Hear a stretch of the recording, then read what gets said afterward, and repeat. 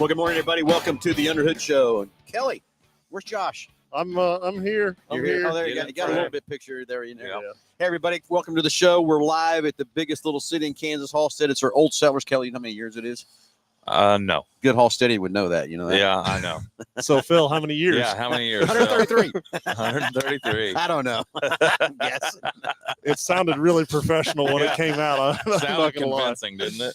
Yeah. So anyway, hey, we're in Halstead, Kansas. Kelly's a nice hometown stomping grounds. And let me tell you, if this town could talk, me and Kelly would be in trouble. No, yeah, absolutely. From that part. So anyway, we're here to do the statute of limitations. Maybe has run out on your stuff. On Phil, now. I don't. for sure. Anyway, so hey, it's a call-in show, 316-462-3673. We're getting ready to go for the big parade. We're going to take the Salt City Pace truck through, and Josh and I will be shooting some shirts. Kelly's going to be in the big old van with the support our troops. We're going to have the ice cream truck coming through, and then, of course, we got our hospice car coming through. We're going to be giving away next Friday. So 316-462-3673. Anything ailing your car, tires, brakes, batteries, you want to talk about racing, you want to talk about anything in the automobile world. Josh and I got a lot of stuff to talk about, too, with what we saw this week. Yep. So let's get the phones ringing. 316-462-3673. That comes into the front desk. Tell them at the dealership you want to get patched in the podcast. We'll get you patched on. Might be a second or two before we get you on, and then you get a great price package. And Josh, I'm going to challenge Kelly. Okay. Can you tell us what's in that price package, Kelly? And for everything you get wrong? No, it's kidding. He's got this. I'm almost positive. Oh, Kelly, There's a MOA. Hold on. Turn Uh, around. Look right over here. Can't help but they're notice ready they coming to get you. We put it on the show, and the cops are here Got to get the you. police showing up. All right. That prize package is MOA, 44K. Okay. And some other stuff. And some other stuff. I didn't get anything wrong. What's the works package? The works is in there, too. The works package is we're going to change your oil, we're going to rotate your tires, and we're going to do that multi-point inspection. Okay. There's a couple more things still left out. What are we going to put in their tires? Nitrogen. There we go. There we go. He's getting there, isn't he, Josh? Okay, missing two more things. Huh. Phil is going to personally. You're forgetting the hand wash. No. You're forgetting the $10 to Mel's Diner. $10 to Mel's Diner. Okay. And $10 in the Ford Pass Rewards. Ford Pass Rewards. So you're getting there. It's all right. I know you're a little slow. Hey. So for being my second or third time on this deal, I got like 2 out of 5. No, it's not bad. It's not bad for a town this size. I get it, right? So what was that in Halstead? What kind of grade was that? What was that, passing? Yeah. The 2 out of 5? Yeah. Okay, so now I got to tell a story because I'm standing here looking at it. Okay. This would have been my, I believe it was my senior year. Yeah, I believe it was my senior year because I see the band over here getting ready to go. And what we're looking at straight in front of us, which you can't see it on the camera, but just on the opposite side of us is where the teachers would park. But then when the band would go out of town for the weekend or wherever, go somewhere, the band teachers would park where? Right up here. This area here is a teacher parking. Okay. So then you had your student parking over there. So now all the way over there. All that was student parking. Okay. Now, granted, this big old gym and everything and stuff wasn't here when I was here, but the band room was right over here on the right hand off the west side there. So since the teachers weren't here, the band would always park up here and then go in that room over there, get on the bus and leave. So one night, me and 2 of my buddies driving around like we always did. We cruise Maine all the time. They don't do that anymore. Yeah. It used to be a big thing. They used to park at my dad's station and have a big old party and everything else like that. It was a fun time there. My dad loved it because he knew the kids were safe. They were here, and everything else too. But there was a couple times he had to stop it because it's got kind of out of hand and stuff too. But anyway, so we're driving around one night, and our good old buddy had a Scout, one of those ragtop Scouts, parked in here. And so we pulled up there, and we thought it was funny. So we took it. Getting slapped in the face. So we took his Scout because the old ragtop, we just opened the doors up, got it, put it in neutral. And we hand pushed it and put it out here in the middle of the parking lot. Okay, so we drove around a little bit. We just started laughing our asses off at it. Thought it was funny as hell. Seen that Scout, we just put it right out in the middle. It's kind of hanging out there, okay? So then we got this brilliant idea. Let's do some more. So we got my dad's Scout that had that big old push bumper on it. And I think it was 13 of them. We took 13 cars and just scattered them all over the parking lot. Okay. And we laughed and we laughed and we laughed. Thought it was funny. So next morning, I got a call from the Officer Furlong, who was a cop in town that I got along with very well. brought me in up there, tried to talk to me a little bit, and starts reading me my rights. I go, what the heck are you doing? He says, well, you moved 13 cars from one parking lot to the next. That's Grand Theft Auto. I said, now, come on. Come on. So anyway, come to find out what had happened, someone else had broken into the school and stolen, cut a bunch of tires on the teachers' cars that were in the lot. He thought we had done that. Oh. So it was a big old hubbub. But anyway, it was still kind of fun. We had those 13 cars scattered out over the deal. They thought we'd cause that damage. And that's one thing I did not do. Every one of those cars we pushed, there was no damage, no nothing. We didn't hurt nobody's property. And I will tell you, when the van said when they turned the corner and saw those cars there, they thought it was hilarious and funny. So we were trying to have a fun little joke and everything else too. So anyway, enough of that. Let's keep moving forward. Josh, you and I went out into the Ford dealer meeting. We got to see a lot of neat stuff this week. What's coming down the pike. And Kelly, you ready for this? They're coming up. They think they're going to bring out a 4-door Mustang. I have heard those rumors. So anyway, some more new stuff coming. They've got a new, they're going to put a Sasquatch package on the Bronco Sport like they do the full-size Bronco. Timmy, I even gave him some trouble. Did you? Yes. Oh, yeah. Okay. I stabbed in there. Tim Critchfield, our shop foreman, he's got a Bronco Sport, and he wants that. So he's asked me, what's the matter? You get any pictures? You get any pictures? No, that's another story. They take our phones. They took your phone. So we couldn't get any pictures, but it does look like a pretty good little add-on to the Bronco Sport for that side of the situation too. Now, does your doctor prescribe you medication for when you go to these deals and they have to take your phone to like deal with your anxiety? Trust me, it's in a bag and it's sitting going driving me nuts that I can't get to my phone. You're right, it does. You got a caller coming in? We're going to go to the phones. We'll get back to this, but let's go to the phones. Let's talk to Richard. Richard, you're on live with Under the Hood. Good morning. Hey, good morning to you guys also. I've got a question for you. Last Sunday, I'm leaving an event, and I'm walking to my car. I walk by a car that's remotely started. I guess they wanted to get the car air conditioning going, so it's remotely started. Nobody's in the car. So I walk by the car, and I'm parked in close proximity, maybe 30 feet away, something like that. And I pulled my key fob out to unlock my car, and then as I'm walking in my car, this woman behind me who's going to the remote start car says, "Hey, you ruined my car." So I turn around to her, and she's not able to get into her car temporarily, and she's blaming me for using when I hit my key fob, it temporarily locked her out of her car. Is that even possible? So, yeah, I've never heard of key fob. I've never heard of that happening. Now, I don't know. There's a lot of weird things I've seen in this industry, and I'm not going to say that there wouldn't be a first time that could occur, but I've never run across that. The code they use on that, there's so many millions of different combinations to that code that the likelihood of yours interfering with hers are astronomically small. And that's what I thought. Yeah, that's what I thought. And I did continue to walk into my car, and then I did turn around and re-look back there, and she did get in her car, but I guess she's claiming like it temporarily interfered with her getting into her car, and I didn't really know if that was even possible, so I just want to check on that. I'm not saying it's impossible, but it's very, very slim. Like Kelly, that's got to be a 1 in a million chance that something like that will happen or whatever. From that standpoint, I'll tell you that's one thing. So, yeah, she's more than likely having a problem with her car, or maybe like a dead battery in her key fob, maybe. That would be my guess, is that she was because some of those fobs, when the battery goes dead, I mean, you have to be right on top of the car for one, or two. I mean, in some cases, like there's a manual key in the back of the key fob. A lot of people don't even know that it's there to let you in if the battery is completely dead, or the vehicle battery itself is low, to be able to let you in or get you in manually. So I would say the odds of that are probably more likely than your fob making that happen. So. Okay, no problem. Well, thank you very much for that answer. Hey, thanks for the call. Thanks for the call, Richard. Have a great day. Do we got another caller, Josh? We do. I'll get them get another caller patched in here real quick and stuff too. So, hey, we're live from Halstead High School parking lot. I guess you would say we're on 6, right in front of the high school here, getting ready for the Halstead Old Settlers Parade. And ice cream truck should be here in a little bit, and we'll be ready to go through the big parade. It starts here at 10 o'clock. But we've done this for many years here live, John. I wish we keep track how many years we've kept this. I think we got it coming through here. Yeah.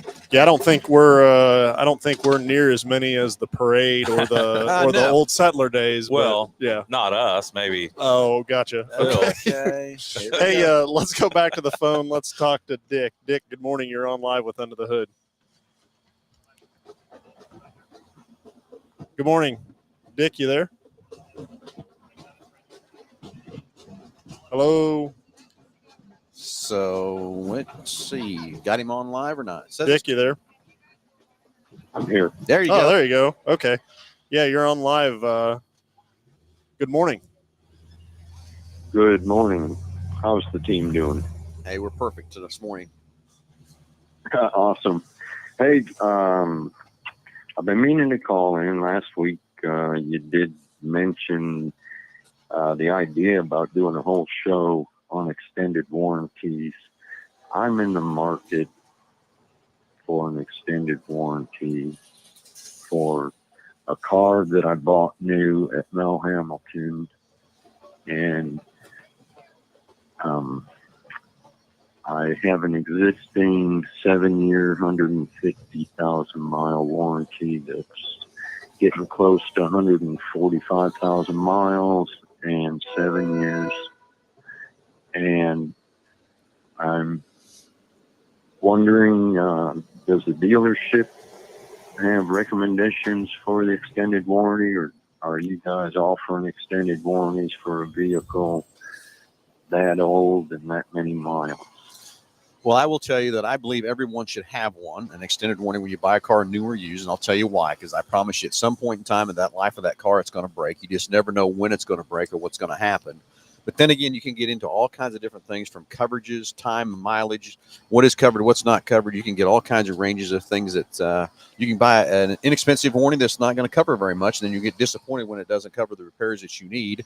Or you can get one, it's a good warranty that we sell that does cover like it's supposed to be. And it's not a warranty out there trying to get things not paid for when you do have a claim or whatever from that part. From that standpoint. But I do believe everybody needs one. That's why we offer it to you, because I just know at some point in time, they're all mechanical pieces of equipment. Even Mercedes has repair shops because they break just like everything else breaks too. But, years ago, it used to be you just bought a powertrain warranty to cover your engine, transmission stuff. But today with everybody's powertrains are pretty good. And if you maintain the cars right, they'll run a good long time. So it's really not the issue of the powertrain as much as it's all the sensors and all the electronics and all the, switches and things like that go bad in these cars that you need that warranty for. But now that you're getting to 145,000 miles, I don't know that we'll find any more coverage for you for that car, because it's just It's the liability of it, right? Trying to find life insurance on somebody that's older in life. You're gonna end up paying more for it if you find something. If you do find something, that's why when you bought that from us, we took it. Sounds to me like we took you as long as we could, which is 150, which is good. I'm glad you bought it, but you're just not going to get any. I got the Ford. I think that was right at the time you guys were maybe switching over, but I got the actual Ford. Yeah. So you would just be warranty. if you found a warranty company to cover you more than that, the cost of that would be so astronomical that it wouldn't be worth it, in my opinion. You'd be so much better off to buy a new car and start over again. Well, and then the second thing to that is there's probably companies out there that will take your money. That will sell you an extended warranty, but I don't know is that you're going to find a reputable company that would start at that mileage and go out furder. That's my take you'll find some aftermarket warranties that'll take your money, but then when you've got a claim, guess what they're going to tell you? Coverage. There's no, you're going to get coverage for what you need from that standpoint. So that's just the hard part about that situation of these cars, And again, I'm with you. These cars today, if you maintain them correctly and all kind of stuff, they're designed to run 200,000. But the liability of what happens from 150 to 200 is so drastic that the coverages aren't going to. They're going to cover you. That's just where you're going to be from that part. Right. But again, we could spend a whole hour show just talking nothing about extended warranties. So I don't want to interrupt you, but where you need to be is if your intent is to keep the thing, you really need to direct your attention on maintenance That's and right. and maintaining that thing, the best you can, and just make sure that it's having the multi-point inspection done every time that it's in, and that all your fluids are changed out and serviced on a routine basis and regularly. The car has a lot of life left in it if it's taken care of and maintained. It's just finding somebody that would stand behind that warranty, and you're just not going to find I don't think a reputable extended warranty company at that higher mileage interval. So Yeah, and I think, like I said, if you'll find somebody Well, who'll that take was your part money. of my question too. Yeah, Was does the dealership offer anything, for beyond that? No, we don't. We stop at the 150 from that standpoint, just because that's where the best dollars are spent for you. Because I guess, again, we could take your money, and I don't want to do that. I want to make sure when we sell you something, we're giving you the right value and everything else behind that. But that's why we don't. We go to 150, and that's the most we can. And basically, that's where our underwriters have told us that's where the top line needs to be for the coverage for the dollars that we spend, that you spent, and everything else too. And it just comes back to cost of factor of what it costs you to fix a car versus what that warranty costs and all that kind of stuff too. Can you sell me another brand new Focus RS? I wish we could. Trust me, I wish we had the cars. I know, back. right? I wish we could. Trust me, I know. I get it. I really that's wish part we of my could. challenge. how about a Mustang? You looked at the new Mustangs? That's probably a little too big for me. Just Okay. size wise is too big. No, I really have never looked at a Mustang. I tell you, I didn't have an interest in them. so they got a new design was in 24 Yep. on it, right? Correct. And I don't know the amount of tech that they have in these things, and even the 4 cylinders engines that they put in them. Well, I will say that the EcoBoost and the Mustang and the 24 will outperform your RS, is what I'm going to tell you. Because that RS, what do you got, a 17, 18? 17. 17. So you take your 17 versus the 24 EcoBoost, and I promise you that EcoBoost Mustang will outperform that RS. Just the technology things they put in these cars. How about a lowrider Maverick? Well, okay. So That's part of what we stay tuned on the show and listen to what we got to talk about there, because we got a lot of things.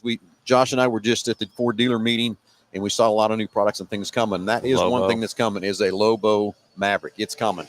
It looks pretty cool. I'm not a big fan of the wheels, but someone's got to be a fan of that. They make how'd they call it again? there's an ass for every seat. Yeah. They had an acronym for that too while we were there. But there is a Lobo Maverick coming, and we saw it. It looks pretty cool, lowered down and setting on some different wheels and stuff. It looked pretty cool. Something you probably get right in there, Kelly. Yep. I can't wait. So anyway, yeah. So stay tuned. A lot of stuff coming and everything else too. So, but appreciate the call, Dick, and I wish we could sell you a longer warranty, but I tell you, you're just better off to look at some new technology and some new cars, buddy. Well, thanks for the information. Good to talk to you. You bet, buddy. Thanks for I'll calling. see you in about 1,000 miles. All right, sounds good. Perfect. Have a good day. Bye. Thanks for the call. Bye. Okay, 316-462-3673. Got a couple good callers on the show. Got some more coming in. Well, do we, Josh? We still we caught up? So I think we're caught up on calls. I do have a couple people on the chat line, so I'll pop off here. But it says good. So Delbert sent in. Good morning, Delbert. Looks like he's on a long road trip. So hopefully that road trip goes good for you. And thanks for checking in with us on the chat this morning. And then also Ryan Green says good morning. So good morning to Ryan as well. So that got us all caught back up on the chats. All right. So anyway, Josh, we went out to the Ford new dealer meeting and got to see some new stuff. Kelly, focus. Hey, there's a lot of cool stuff there's a rolling lot of in cool here, cars rolling lining out up for the parade. There is all sorts of. It's hard. It is hard to do this show. You'll see something Got go to by. keep my head on a swivel here. You're probably used to riding that, aren't you, Kelly? Yeah. That's a little big. Yeah. So yeah. One of you two was following a blue GT in here, or GTO. Yeah, that was a good looking car. It was. I passed him on 96. Did you? Yeah, that's a good looking car. I don't know. It looked good. like it was. Yeah. You you see those older cars like that, and then some of them are like 30-foot older cars, and then some of them like that one, it looked like That it was I passed him on 96 highway, and I just kind of slowed down and look at it and stuff. It's pretty straight, pretty good looking hot rod. So you're going to see a lot of stuff. And that's the next thing is the Halstead Car Show. It's sponsored by. We give a lot of money to that car show. If you got some hot rods or whatever, I know it looks like it's raining out going to be, but it looks like the weather's going to be nice and cool today. But the Scout Cabin's got the hot rods there, so get your hot rod out and come down to the car show. Or if you just like looking at them, there's a lot of cool cars that show up down there in South Scout Park. Yeah, there'll be some cool stuff. There comes one Kelly Speed coming right in, the light blue with convertible rolling in there. That's about right up your alley, isn't it, Kelly? It is. Anyways, so I would take it. Yeah, I know. You'll see a lot of cool stuff at the car show at the Scout Cabin. So anyway, back to Josh, the new stuff we saw. We saw the Bronco Sport with the Sasquatch package. Yeah, they said multiple times on that Bronco Sport. I don't know. They must have big plans for it or different options or whatever long term for it. But I mean, both days we heard about it in multiple sessions. That Lobo Maverick. I don't know. They're out there last year and they talked about that Lobo F-150, and I don't know. I really thought that would be a kind of a seller of a truck, and hadn't seen one of those yet. So yeah, I haven't seen one of those either. So I hope that I think the Maverick will hit here. They're changing the Maverick up a little bit for 25, getting a bigger screen in it. They're putting actually going now with a hybrid. You can now get it in 4-wheel drive and a tow package. Did you ever get before? Yep. Of course, we got the trimmer package as always, and they're the trimmer package is new. Will be new to the Maverick. Which there you go. Right up your alley. That's a little fast for Kelly. So anyway, so that, and then let's see they're coming in with an RTR Mustang. We could have talked to that guy about that too. The RTR Mustang. That's the EcoBoost, and Bond Gritton Jr. helped them design that car for it looks good, but performs well. They talked about just the performance of it. It was over. I mean, the horsepower, 315 horsepower, and it's going to be under $40,000. So very cool on that side. They didn't really talk much about the performance Mustang coming. I thought they were going to bring out the GT500, but they immediately said this is not a Shelby. I can't believe we don't have another GT500 yet. I mean, it went away in 22. Yep. No, 23. 23. Yeah, because the new car came out in 24.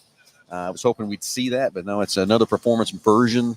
I'd almost take it, they had the GT350s, and it's just a little bit better. The dark horse to me is a GT350s and the older body style cars. So, and we really didn't see real pictures of the car. We just seen photos of the car of it, what they're bringing and stuff too. What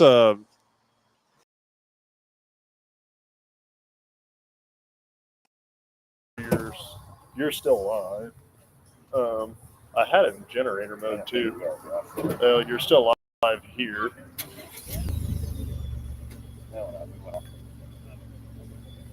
You're talking into here, so you can't see. Still live. Hey, we'll get things fired back up here in a second. We're using an F-150 to run us, and we didn't realize that. You're live there now. I'll get the camera. The truck was shut off. I thought I'd keep running longer than that, Josh. We're going to crack it out here a little bit. So touch it again here. You're live there. So sorry about that. But again, we're using F-150 to power up all the equipment here today. We didn't have a generator or something here, but the truck shut off. We didn't think that would happen, but it did. So sorry about that little bit of technical difficulty here. We'll get the camera fired back up here in just a second. From that part. So I guess here in about 15 minutes, Kelly, what do you got to step on the break or something to get fired back up? So we'll get back up alive. I know you want to see our pretty faces and stuff too. Back here in just a couple of seconds. That part. I seen that truck light go on and shut that truck off. No. Yeah. But again, to have an F-150 sitting here powering that is pretty good. If you haven't seen the generators of these trucks, you need to come check those things out. So we'll get the camera back live here in just a few seconds, and then Josh is working on that part too. So 316-462-3673. Hey, give us a shout, and that number comes right in the front desk. Tell the girls you're going to pass on the podcast. Your question, anything alien, car, tires, brakes, batteries, anything automobile world.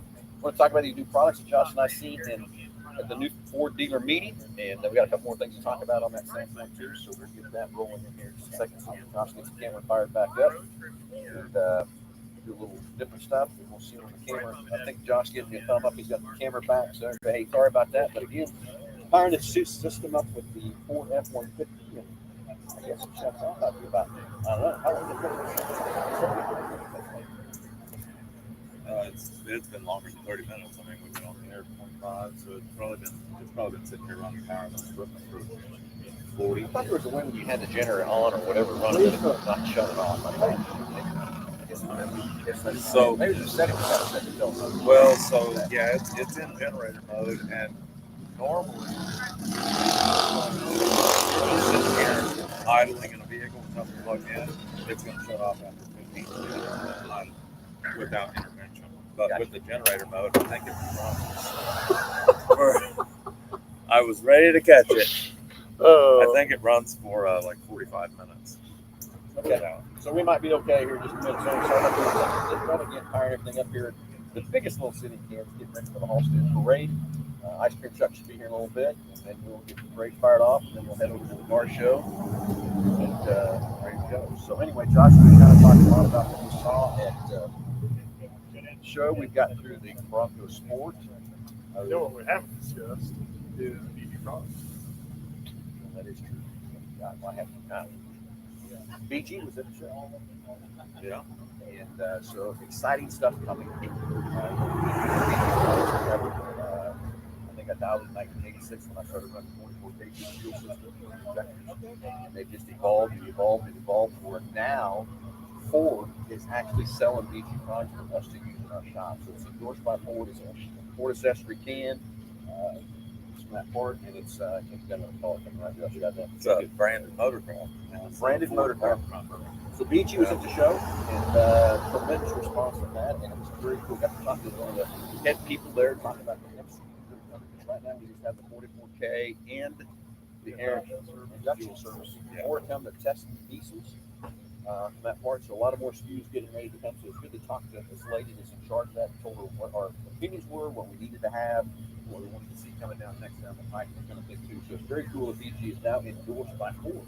Yep. So all those years we've been showing you how cool BG products are. This is now a good opportunity for you to understand why it's so good. It's Ford introducing it, to put it in the cars, you realize what it's doing, how it's going to clean the motors, clean everything up, and keep them going for 24 miles.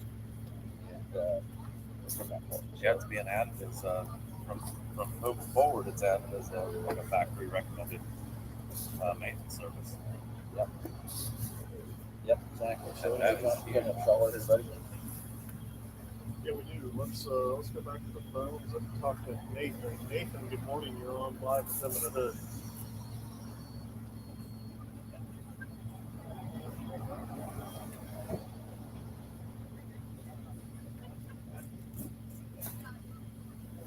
Okay.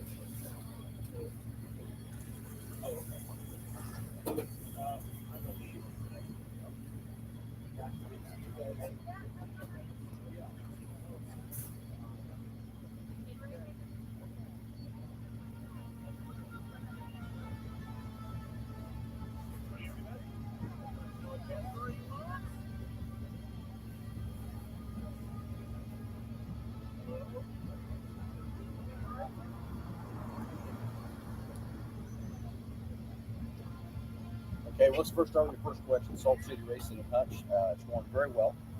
It's going so well that last time I met with the fair board, they asked for dates for 2025. And I will tell you, the dates for 2025 are in their hands. I gave them to them this week. So I hope we have a good approval rating on that situation. Now we're waiting. The next thing is going to be is a contract. And, I got my first rough draft back from the attorney this week, but I've been gone, so I haven't had a chance to sit down and study the new contract. I told the provisions I think I wanted to put in it. But I just haven't had time to sit down and stop and read it, where I can have this concentration to read all the verbiage and everything in the contract. But it's, I would say it's 95% ready to present to the fair board, but I don't get to present that contract to the fair board until October. But I'm going to get it in their hands a lot sooner than that, so I'm trying to work on it now. But I'm going to tell you, I think the success rate at Hutch has been very good. The crowds have been very good.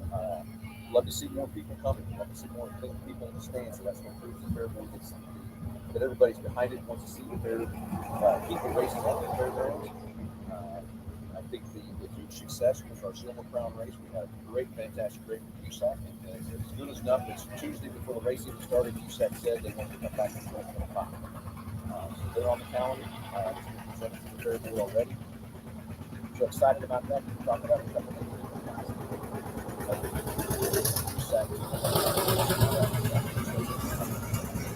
But I think it's tremendous. one. We only had one issue, in my opinion, with the racetrack. With the Friday night before the USAC race, the track got a little dry for the last 3 features. But also, that was also a test that we could see that the track was going to do for the USAC race with the big boys when they got on the track. And, I tell you, I've had all kinds of people come up to me after that Silver Crown race and tell me they've never seen that racetrack as good as it was in 50 years. And that's guys that raced on it back then, people that raced since then, and a lot of people involved in racing. So, not me saying it's the best racetrack, because I haven't seen that racetrack in 50 years, totally.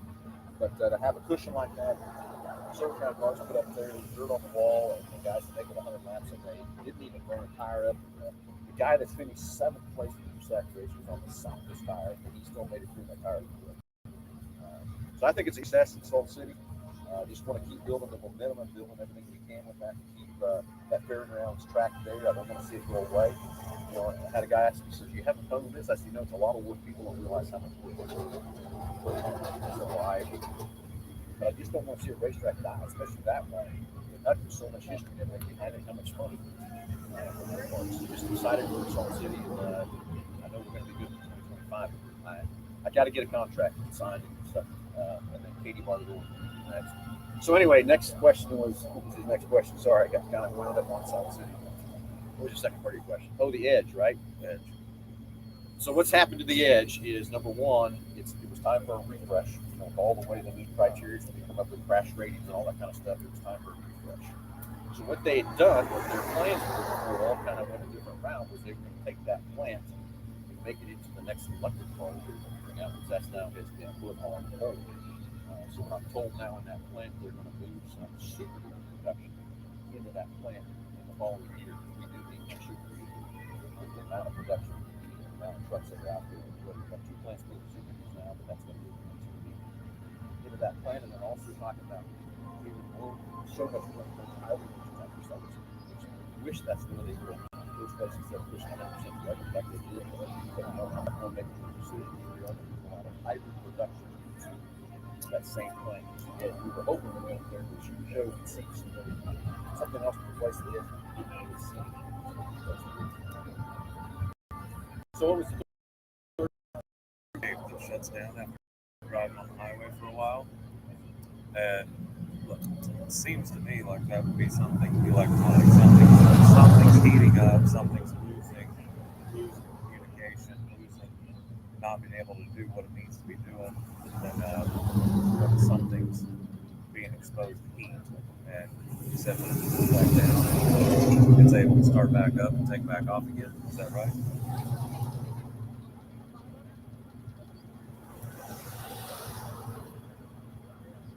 And it's pretty consistent. It does it pretty much every time.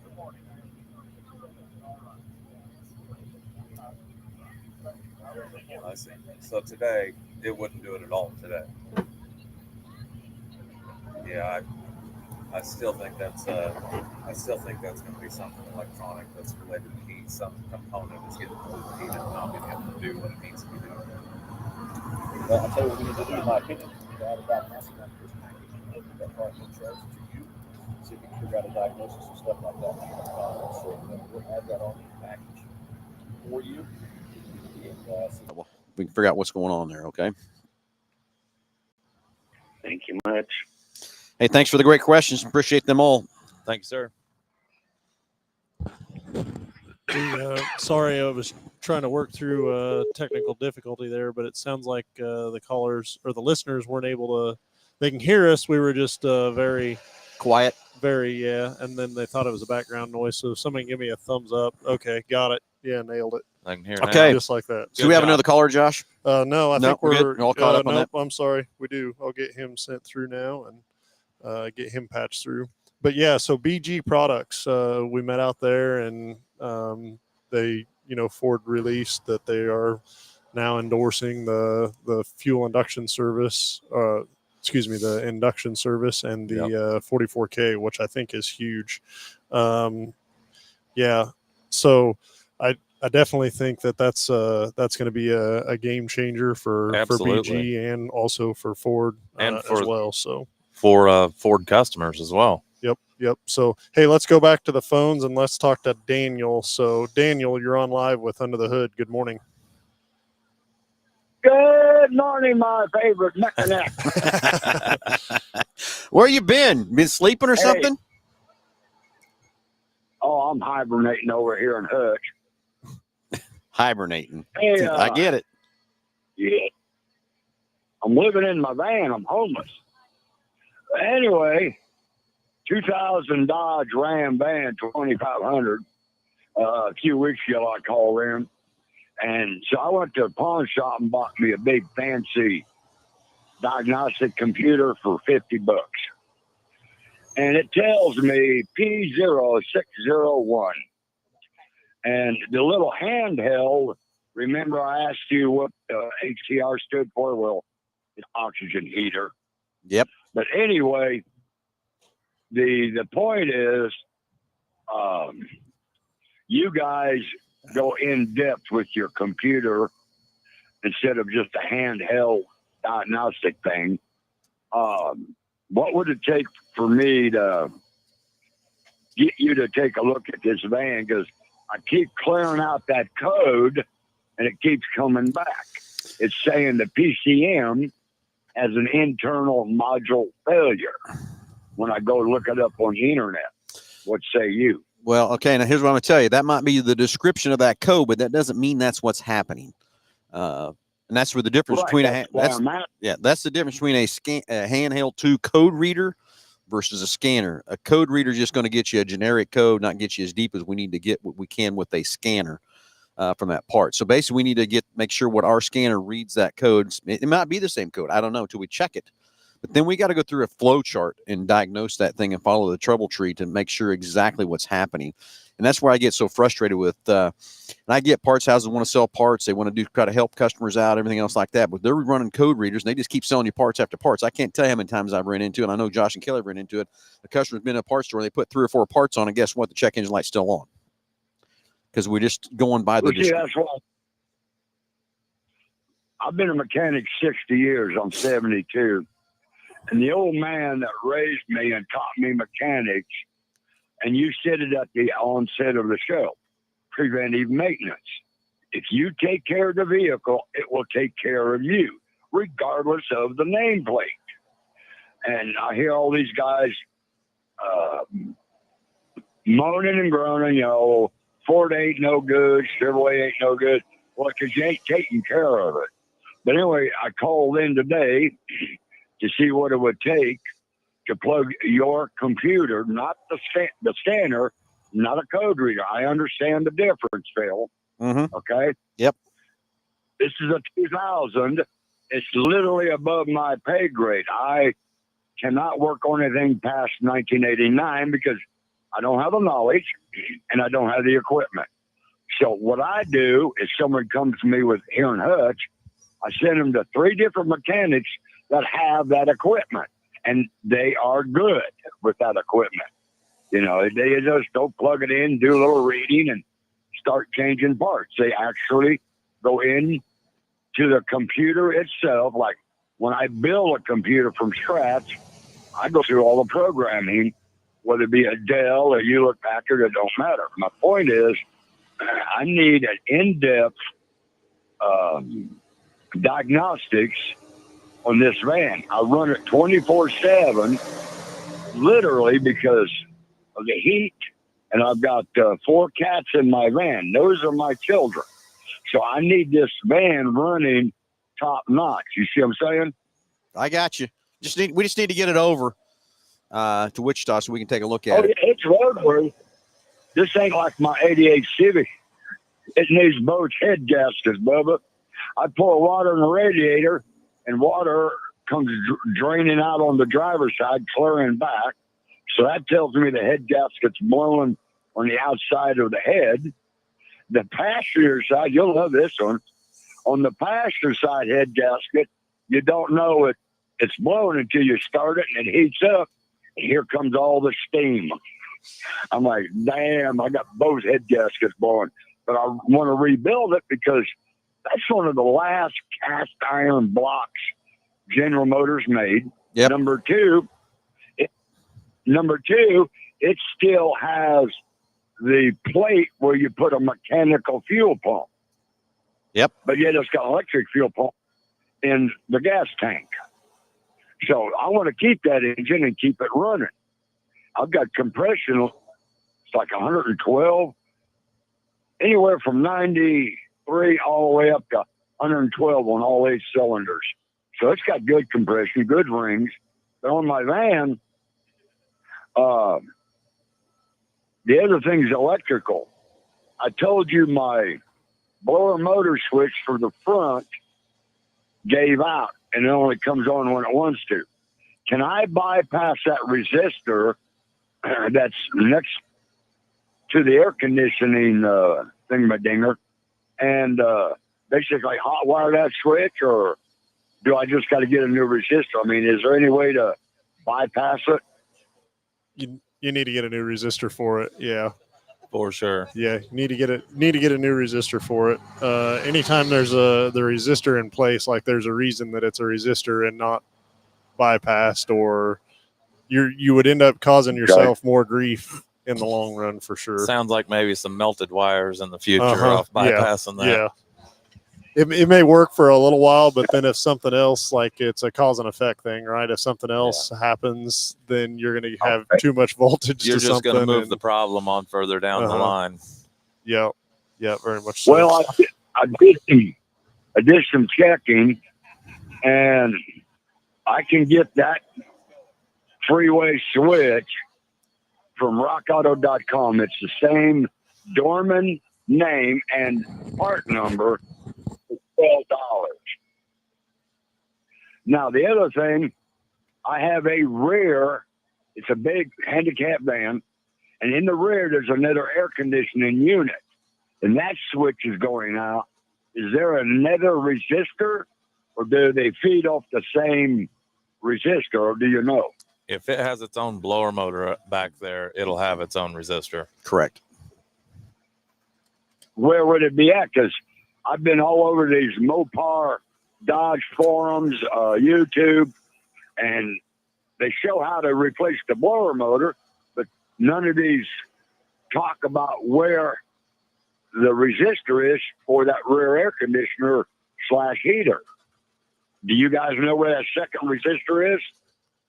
Well, so what I want to know is the rear air, is that a factory unit or is it an add-on unit with it being a handicap van? Well, Josh, it's both. It's a aftermarket installed by the dealership. It's an upfitted air So it's an conditioner back upfitted there. deal. Yeah. It's going to have its own resistor. You're probably going to have to pull some panels on there, and it's going to be in that blower case somewhere near that blower motor, most likely. Oh, well, one video I saw, because it's got like this fiber board, and then the roof is fiberglass. And then where the blower motor and evaporator and all that is basically just snaps together like a puzzle. So it ain't that hard to take apart. It's just that the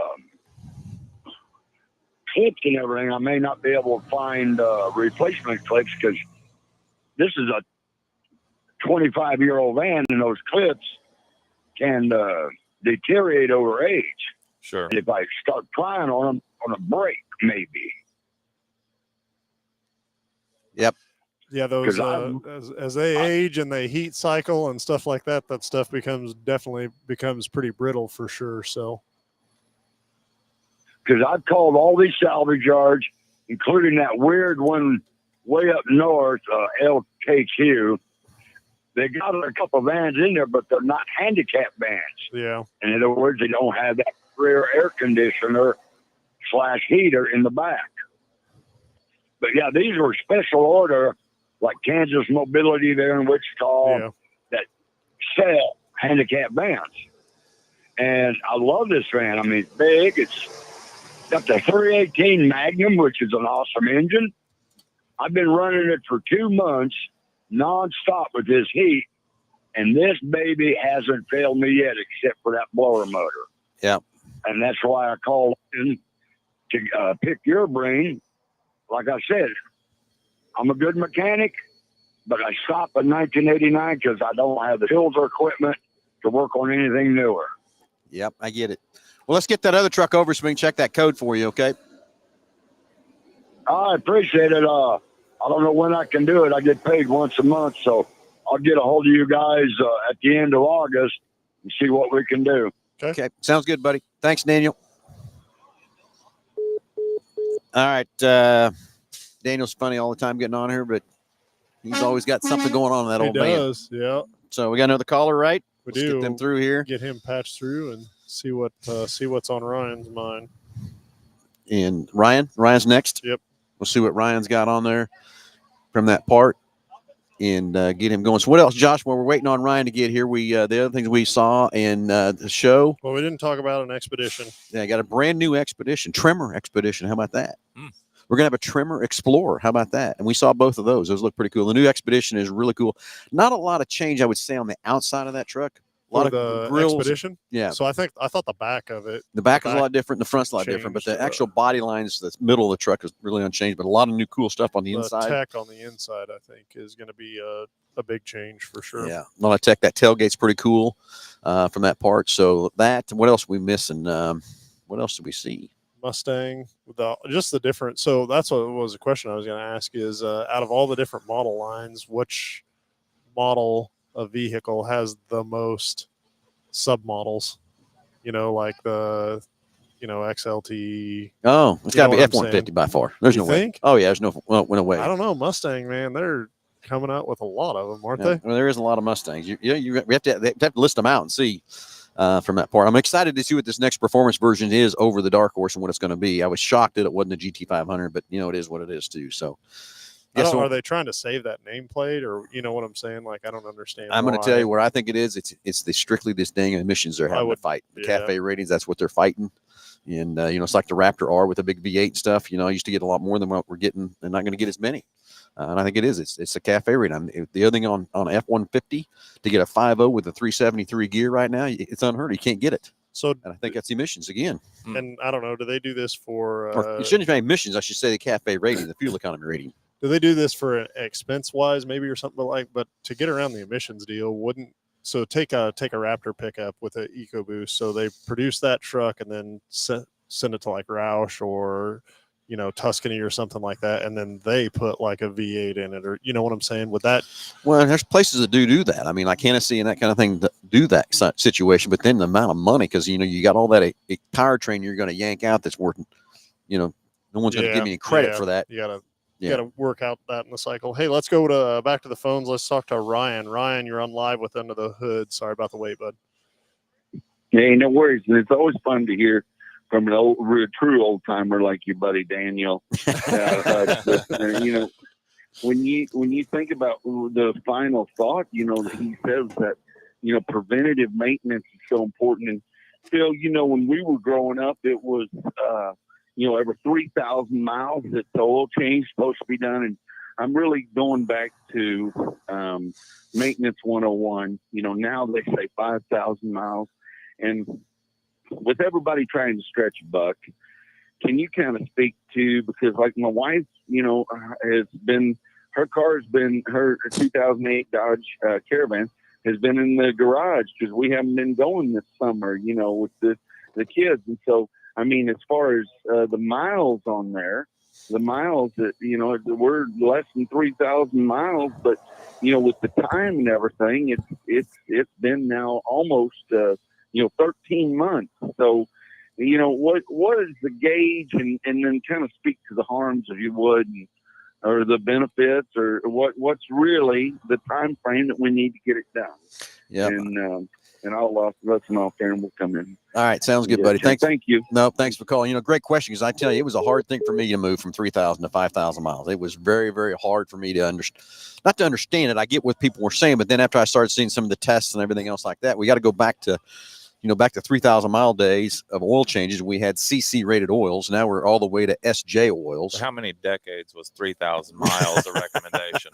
Really? Seriously. Oh, for how? No, what he's saying is how long? How long? How Oh, long long is time. the recommendation. Yeah, year. I mean, yeah. I don't know. 40, 50 Yeah, years. I was going to say 50. Yeah. A lot of years. Well, and I would say too, probably early on in the 3,000 mile stage, like they probably needed to be serviced sooner than Maybe 3,000 1,000 miles, right? miles. Well, but you got to think. But not for the oil, because of burning oil, because of tire pressures, because of Yeah. Well, and the next thing is they burn oil. Like every time you go 200 miles basically back then on a tank of gas, but you'd almost put a quart of oil in about every 200 miles. So you kept kind of some fresh oil in there from that part. But again, the oil filters have evolved. And, the oils evolved. Now we're multi-synthetics, full synthetics, all that kind of stuff. But like him, again, he's got 13 months and 3,000 miles. I mean, my opinion there too is how often it started and what you're doing with that 3,000 miles in that 13 months. If it's set more than it's done anything, it's probably not a bad deal. But if you're starting it, every other week and just doing short trips and that kind of thing, you got to go back to that 3,000 miles. I mean, you got to. Well, and my biggest thing was on something that sits like that is when you start it, how long does it run for? Correct. And I mean, it's kind of the same thing you were saying, but short trips, if a vehicle sits like that, or, we're watching a lot of these older cars drive around and stuff like that, the fact that they sit's not a bad deal, but when you start the thing, it needs to run get up to operating temperature, and then get 10 to 15 minutes to get it out on the road, get the oil pressure up and let it lubricate all that whole engine and burn out all the condensation out of everything. And that's the difference. When you're changing oil on them, you can always tell the ones that do the little short trips here and there, because you pull the oil cap off and the inside of the oil cap's all full of that white condensation from condensation being in that crankcase. It used to blow me away. I would get when I lived in Hutch, I would get my demo and I'd drive home. So that's 45 minutes, say 50 minutes. So, it got all the condensation, everything boiled out of it. I could back out of my garage the next morning and I got water just pouring out of my tailpipe. Mm-hmm. And people don't realize that. That's when if you don't get it hot enough to boil that out of there, that ends up in the bottom of the pan, and that's the first place sludge starts. So to answer your question on 13 months and 3,000 miles, it all depends on how many times you're starting and what you're doing there. So if it is a bunch of little short trips, you know what? You got to go back to 3,000 mile interval. And period. Or time wise. So to me, if something's sitting and you're not making the mileage interval, and if you're starting it and you're driving it and putting miles on it enough to burn out the condensation, if you go a year without an oil change, probably not a big deal. But if you're making short trips with it and stuff like that, then it needs to be sooner than that. Personally, my stuff, like my motorcycle, stuff like that I don't put 3,000 miles on in a year, I never go over a year on my oil. Well, I'm gonna get in that too. I'm on a forum with my GT500, and it was just a question last night on that forum about how often is everybody changing oils, and then another one, and the same question was how often you change your oil, but then how long do you let it warm up? What do you let your oil temperature get to before you get on Go it? drive it. And then what do you let it get to before you really romp on it real hard? I mean, the thing went on forever. I got tired of listening to all the comments, but it is true. I mean, a lot of guys are talking about that, how the cars do set a lot, how to fire them up and everything else from that part. And, Kelly, you just changed one of my GT500 the other day and had 200 miles on it. That's what I was going to say. What'd you say on the forum? Changed every 200? Well, never mind. To be honest, when I first had the car and driving it more than I was every 500 miles, I was changing it. So how many times you had somebody over the house and we had maybe a drink or two, and then they're like, "Hey, let me show you my car," and then, I want to hear that thing. I want to hear it run. Thing. Yeah, it doesn't happen. It's happened once or twice in the whole lifetime. That's about it, because I know how much hard that is on that car and stuff too. But you have a couple of little courage waters in you, and you want to do that. So, but hey, anyway, guys, we're running out of time here. We need to kind of go back through everything. And we're here in Halstead at the biggest little city in Kansas, Kelly's and I's hometown. And I'm telling you, if this town could talk, Kelly and I, we'd be back in jail. Well, not back in jail. We'd go to jail. I've never been in jail, so we'd go back. We'd go into jail. In trouble. Be in trouble from that part. But again, getting ready for the parade and then the car show at the Scout Cabin.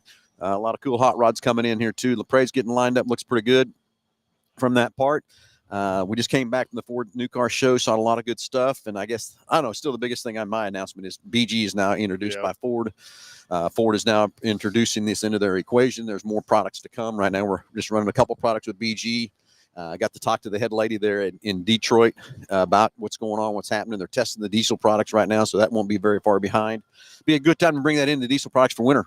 Very much. We could have really done the whole segment on the BG products and Ford Motorcraft merger. I think that is wildly awesome for all companies involved, but mainly our customers. products that work. It's crazy. Very true. So, Josh, any last closing comments? Anything? No, I think we wind down and get ready for a parade here. We're getting ready to go. Going to shoot some T-shirts. Got the ice cream truck here in line. Got our hospice giveaway car. We're giving away next. God, is that next Friday? I think it is. Yeah, I think it is Friday. Yeah, it is next Friday. So tune in to Eagle Radio Monday morning. I'll be live over there with them giving away the first 5. So I believe it is. Yeah, 10 tickets. There's still time to register. Still time to register. You can come by. The car's got a QR code on. If you see it coming through the parade, scan the QR code. You can buy some tickets. Do we have that on our website? I don't know. Okay. Hospice of Reno County. It's our 13th year to give away a car. I'm going to go scan that QR You need code. to go scan and get some ticket spot, Kelly. Because you can win. Get a key to start it. We'll be over there Friday night at Prairie Dunes getting ready to give away a car for the 13th year. So, hey, everybody, thanks for watching. Thanks for tuning in. Excited. Stay tuned Wednesday at 6 o'clock. We missed this Wednesday because all 3, Kyler, Nick, and I were gone from the dealership. So we didn't get a Salt City podcast in, but we need to get you updated on everything on Salt City, and we'll do that next Wednesday at 6 o'clock. Tune in next Saturday, of course, at 9 o'clock. I don't know if we're going to be back in the studio, Josh. Who knows where we're going to be? We're too far in advance to know where the heck we're going to be next time. Kelly, thanks for joining us, and let's go celebrate our big city hometown, and hopefully please stay away from you today, Kelly. I hope so. So Let's too. make it happen. Everybody have a great Saturday. We'll talk to you Wednesday at 6 o'clock and next Saturday, 9 o'clock right here live at the Underhood Show.